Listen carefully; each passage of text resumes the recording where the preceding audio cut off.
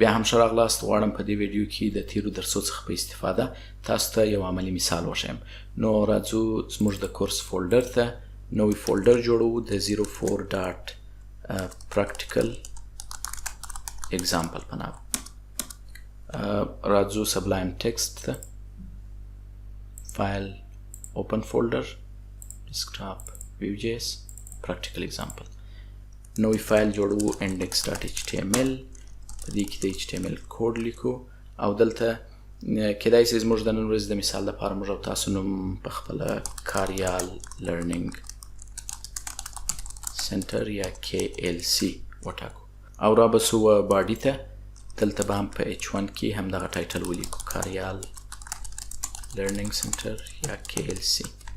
راځم د Vue.js فایل را کاپي کوم کوم چې په تیر درس کې موږ را ډاونلوډ کړی وو او دغه د نن ورځې د درسو فولډر ته یې راوړم. دلته یې په دې پروژه کې شاملوو.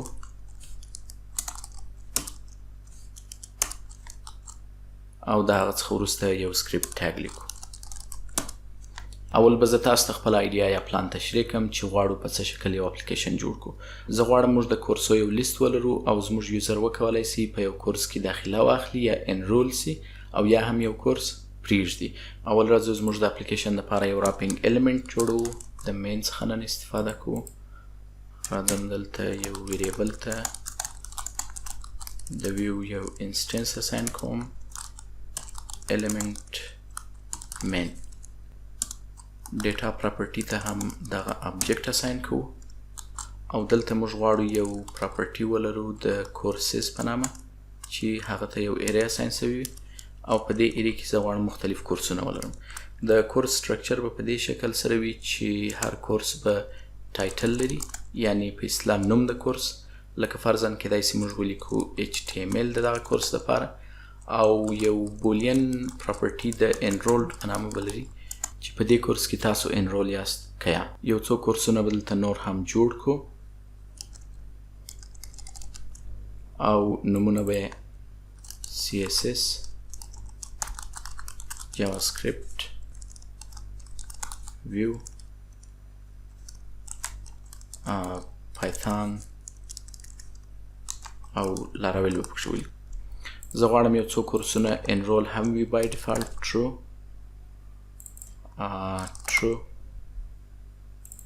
او true. موږ دلته 6 کورسه جوړ کړل. دریو کې موږ انرول یو CSS JavaScript او Python او درې نور چې دي په هغه کې موږ انرول نه یو. اوس به لومړی راسو د دغه کورسو لیست به موږ پرنټ کړو. د هغه دپاره په تیر درس کې موږ طریقه ویلې وه چې ډېره اسانه ده. په یو UL کې زه غواړم د هر کورس دپاره یو لیست آیټم یا LI element ولرو. نو راځو دلته د v-var attribute څخه استفاده کوو. course n courses او په دغه LI کې داخل هم د دغه کورس نوم پرنټوو کوم چې د course .title په ترې موږ پرنټولی سو. راځو دا پروګرام رن کوو په براوزر کې. تاسو وینئ چې زموږ د ټولو کورسونو نومان دلته ښکاره سول. اوس هم زه غواړم زموږ دغه اپلیکیشن یو څه سټایل ولري او فینسي وي. نو د دې پر ځای چې زه کسټم CSS ولیکم راځم د بوټسټراپ څخه استفاده کوو. getbootstrap.com ویب سایټ ته راځو.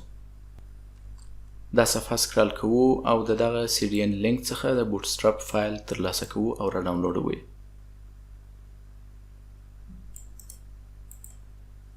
دا فایل به زه سیو کړم زموږ د نن ورځې د درس په فولډر کې. فایل سیو سو. اوس به د بوټسټراپ څخه په استفاده و دغه لیست ته یو څه سټایل ورکړو. کولی سو د بوټسټراپ د لیست ګروپ کمپوننټ څخه استفاده وکړو او د هغه دپاره باید پر هر آیټم باندې موږ د لیست ګروپ آیټم کلاس عملي کړو. رابسو صفحه به ریفریش کو تر څو وګورو په څه شکل باندې. ښه موږ د بوټسټراپ فایل نه دی شامل کړی. رابسو دلته به د بوټسټراپ د CSS فایل ورسره لینک کو bootstrap.min.css. اوس به صفحه ریفریش کو نو تاسو وینئ چې یو څه سټایل پر اپلای سو. خو دا زه په دې شکل نه غواړم چې دا ټوله صفحه یې نیولې وي.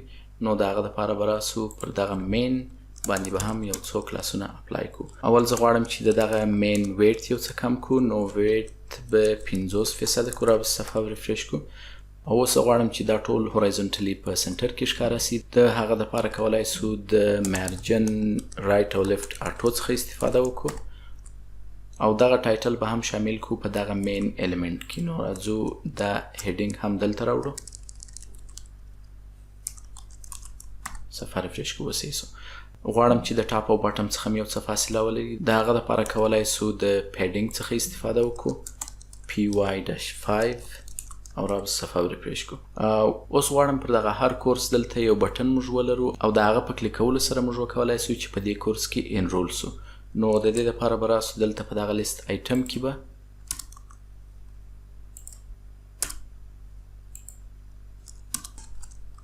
button dot btn dot btn dash outline dash success کلاسونه به باندې اپلای کو او پکښې وبلیکو enroll. را به سو صفحه ریفرش کو. تاسو وینئ چې موږ بټنان لرو او انرول پکښې لیکل سوی دي. اوس غواړم دا بټنان په دغه راسته طرف کې او دغه ټکسټ یا ټایټل د کورس په چپه طرف کې ښکاره سي. د هغه دپاره موږ باید دغه ټکسټ هم په یو سپین ټیګ یا یو الیمنټ کې ځای پر ځای کو.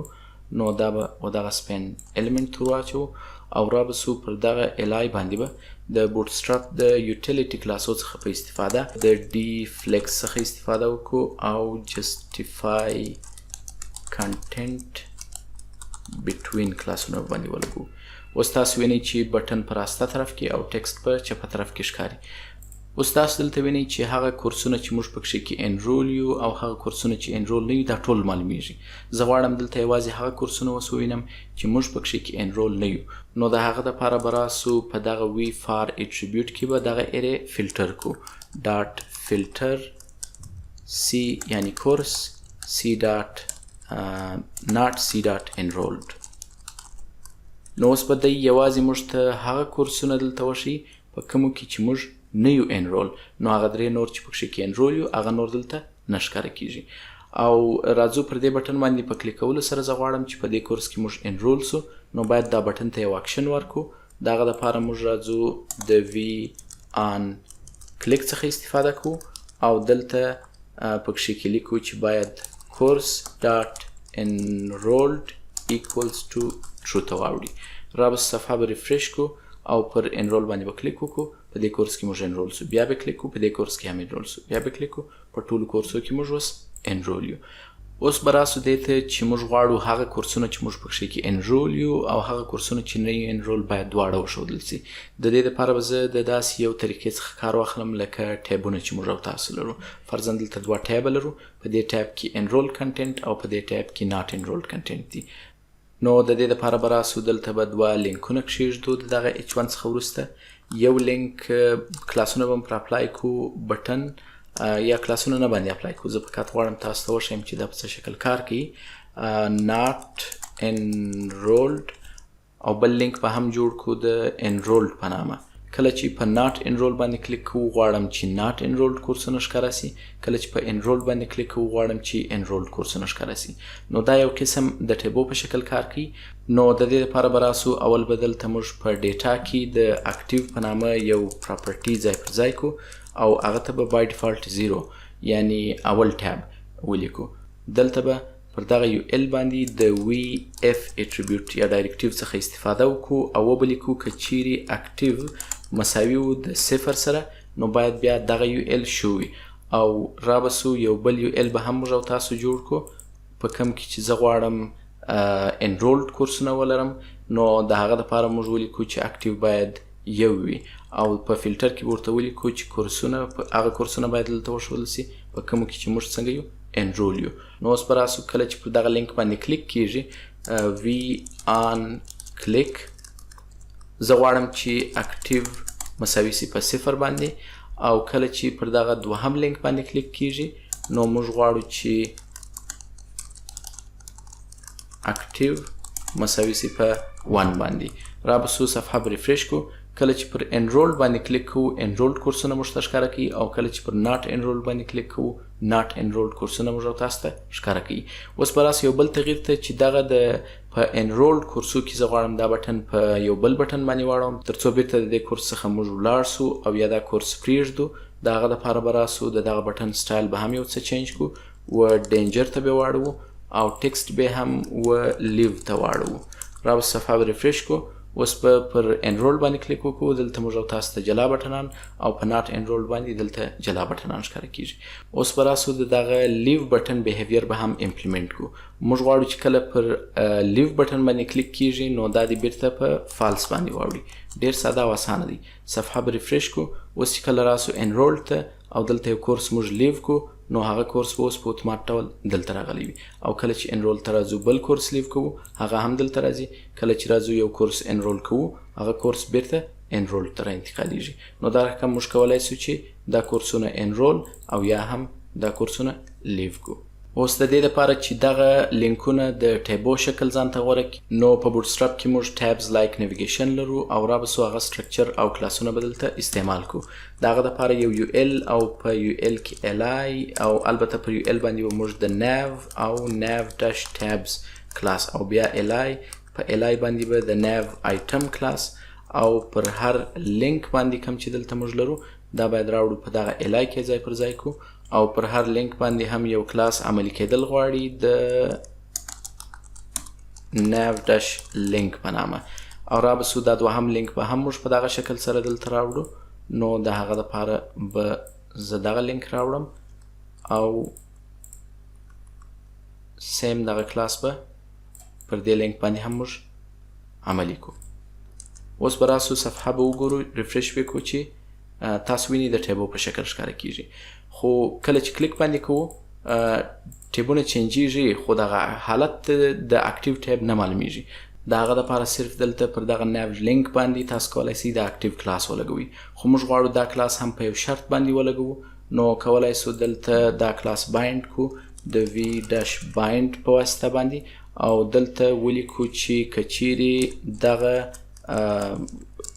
نیو ډش لینک چې دی دا خو به همیشه موجود وي او پاته سو اکټیو کلاس هغه باید یوازې په هغه صورت کې وي چې اکټیو مساوي وي د 0 سره او د دغه بل دپاره به هم موږ دغه د کلاس اټریبیوټ چې دی دا به اپډیټ کو او دلته به ورته ولیکو چې کله دا مساوي وي د 1 سره.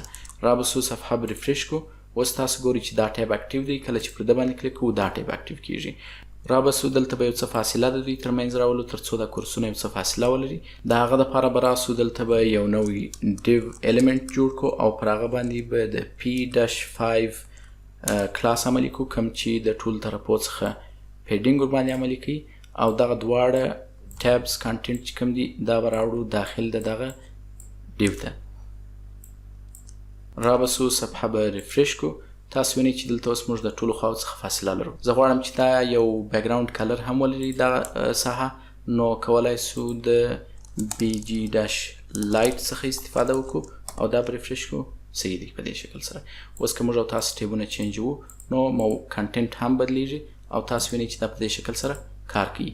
که د ټاپ د خوا څخه موږ او تاسو یو څه فاصله ورکوو نو کولی سو چې پر دغه ټیبز باندې مارجن ټاپ او یا هم پر دغه h1 باندې مارجن باټم اپلای کو. د هغه دپاره به راسو پر دغه h1 باندې به کلاس mb-4 مارجن باټم 4 دا عملي کو.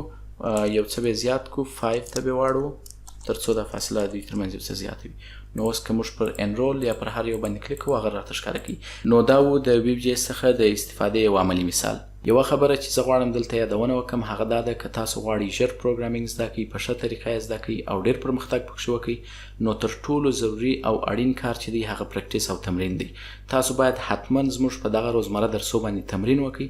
نو اوس هم تاسو کولی سئ تر دې وروسته په دې اپلیکیشن کې نور تغیرات راولئ. فرضاً کولی سئ دلته یو انپوټ ځای پر ځای کړئ چې سرچ وسي په دغه لیست کې او کولی سئ دلته د اسنډینګ او ډسنډینګ ارډر دپاره د 2 بټنان ځای پر ځای کړئ او کولی سئ داسې نور فیچرز هم ورباندې اپلای کړئ. نو هیله ده ویډیو در سره شیر کړئ تر څو نور کسان هم استفاده ورڅخه وکړي او که پوښتنې لرئ یا نظرونه لرئ کولی سئ په کمنټو کې راته ولیکئ. مننه.